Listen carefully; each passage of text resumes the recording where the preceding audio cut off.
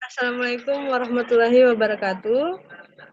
Perkenalkan, saya Bella Sapira dari PGMI kelompok 1.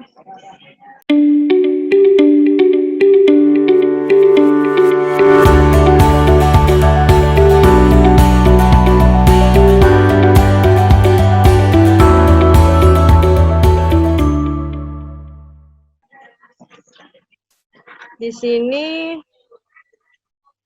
saya akan menjelaskan tentang getaran. Getaran adalah peristiwa gerak bolak-balik secara teratur melalui titik kesetimbangan.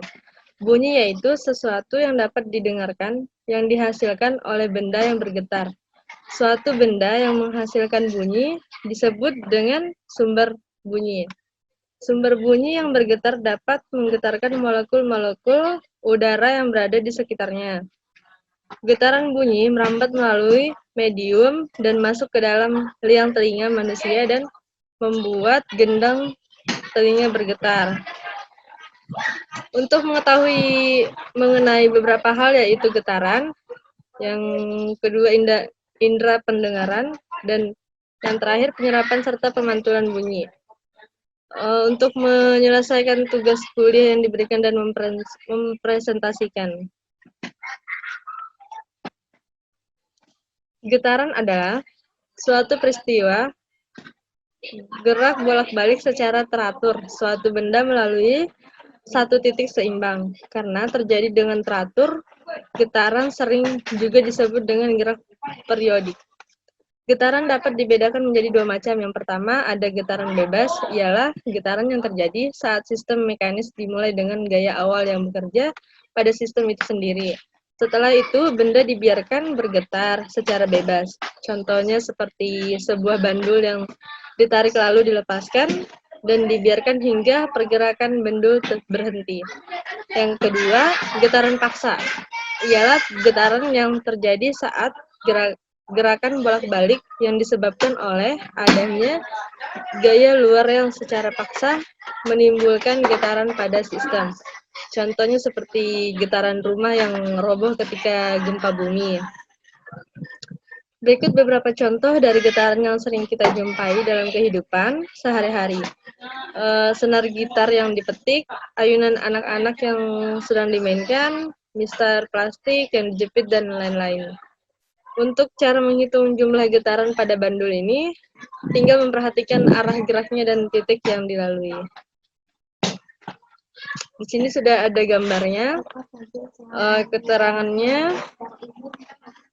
O-nya titik kesetimbangan, terus A ke O itu seperempat getaran, A ke O ke B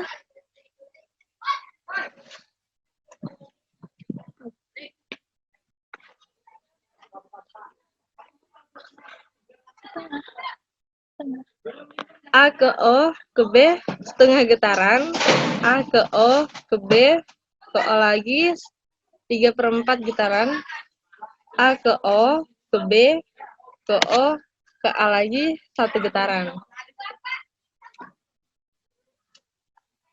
Besaran-besaran yang terkait dari suatu getaran diantaranya adalah, yang pertama ada frekuensi V, merupakan jumlah getaran yang terjadi dalam satuan waktu. Yang kedua ada periode T, merupakan waktu yang ditempuh untuk melakukan satu kali getaran. Yang ketiga ada simpangan Y, merupakan posisi getaran partikel media dari titik kesetimbangan. Simpangan terjauh pada sebuah getaran disebut dengan amplitudo.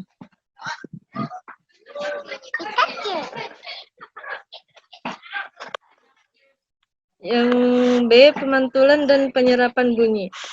Bunyi merupakan hasil dari getaran suatu benda yang merambat dalam bentuk gelombang. Oleh karena itu, bunyi sering disebut sebagai gelombang bunyi. Bunyi dihasilkan oleh benda-benda yang bergetar. Bunyi mempunyai sifat dapat dipantulkan dan diserap. Bunyi akan dipantulkan bila mengenai benda yang permukaannya keras. Sebaliknya, bunyi akan diserap jika mengenai benda yang permukaannya lunak. Pemantulan bunyi adalah fenomena pembalikan gelombang bunyi dari suatu permukaan yang memisahkan dua media. Pemantulan bunyi dapat digunakan untuk mendeteksi benda, jumlah energi yang dipantulkan oleh suatu permukaan bergantung pada permukaan yang dikenainya. Penyerapan bunyi yang terjadi oleh bidang pembatas sangat bergantung pada keadaan permukaan bidang pembatas, kerapatan, kepadatan, dan jenis frekuensi bunyi yang datang. Semua material yang digunakan sebagai pembatasan memiliki kemampuan menyerap dan berbeda-beda. Ada beberapa bunyi pantul yaitu sebagai berikut.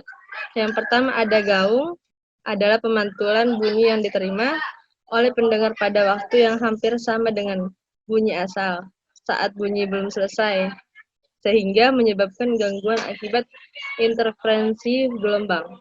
Gaung terjadi karena bunyi memantul pada permukaan yang tidak jauh dari sumber bunyi, sehingga waktu pantul bunyi singkat. Yang kedua ada gema. Gema adalah pemantulan bunyi yang diterima oleh pendengar beberapa saat setelah bunyi langsung selesai. Gema terjadi karena jarak permukaan penyebab pemantulan jauh dari sumber bunyi. Pemantulan ini menghasilkan bunyi pantulan yang terdengar setelah gelombang bunyi utama, sehingga untuk mengurangi fenomena gaung dan gema, kita harus mengurangi adanya pemantulan dengan menggunakan penyerapan bunyi ini. Gelombang bunyi akan diserap bila mengenai permukaan yang lembut atau halus. Misalnya dengan menggunakan permukaan penyerap gelombang bunyi seperti busa dan karpet. Penyerapan bunyi misalnya digunakan pada ruangan yang membutuhkan suara jernih seperti gedung opera, bioskop, dan studio rekaman. Yang C, indera pendengaran dan bagian pada manusia dan hewan. Organ pendengaran, yakni telinga, memiliki peran untuk menjaga keseimbangan dan juga posisi tubuh. Telinga adalah salah satu dari pendengaran indera manusia yang berguna untuk mendengar. Telinga memiliki peran penting pada pendengaran akan bunyi atau suara. Telinga terdiri atas 3 bagian berikut. Bagian-bagian telinga dapat terlihat pada gambar berikut. Di sini sudah ada gambarnya, tinggal teman-teman aja lagi yang melihatnya. Yang pertama itu ada telinga luar. Tersusun oleh daun telinga yang terbentuk dari bahan tulang rawan dan lubang saluran suara yang panjangnya 2, cm.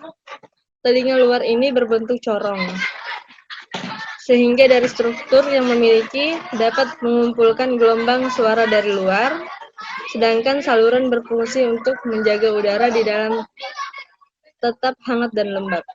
Yang kedua ada telinga tengah. Gendang telinga berfungsi untuk menerima getaran suara. Tulang pendengaran berfungsi untuk mengkonsentrasi getaran. Saluran berfungsi untuk menjaga keseimbangan tekanan udara antara udara luar dan dalam telinga. Yang ketiga itu ada telinga dalam. Saluran gelung berfungsi sebagai reseptor gravitasi. Membran vestibulum terdiri atas sakula dan utricula yang berupa kantong dan dilapisi oleh sel-sel rambut dan silia. Rumah siput berfungsi untuk menerima getaran suara. Alur dalam mendengar pada makhluk hidup yaitu suara sampai pada lubang telinga, karena getarannya diterima oleh gendang suara, membran timpani.